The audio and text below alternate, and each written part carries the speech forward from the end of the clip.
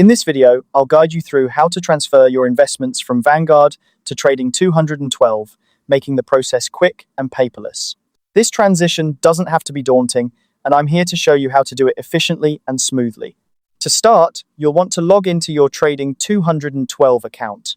Once you're in, you need to find and select Vanguard as your current broker. This is a crucial step because it tells Trading 212 where your investments are coming from. You'll usually find this option in the section dealing with transfers or linked accounts. Take your time to ensure you've selected the right broker, as accuracy here is essential for a smooth transfer. Next, it's time to choose the stocks and ETFs you'd like to move over to Trading 212. Think about your investment goals and decide which assets you want to continue managing within Trading 212. You might want to review the performance of your holdings and consult any financial advice you've been given to make informed choices. Remember, you don't have to transfer everything, just the assets that align with your current investment strategy. Once you've made your selections, you'll need to submit your transfer request. This is where Trading 212 takes over.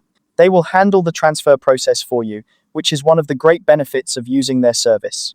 You won't need to worry about reaching out to Vanguard yourself or filling out complicated forms. Trading 212 will contact your current provider and manage the paperwork on your behalf.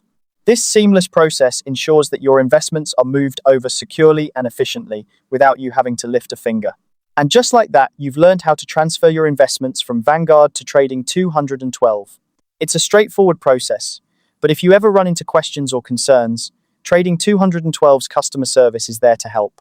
Remember, this transfer is a significant financial decision, so take the necessary time to review your investments before making any moves. Thank you for watching, and I hope this guide has made the transfer process clear and easy to follow. If you found this video helpful, don't forget to like and subscribe for more tutorials. Happy investing!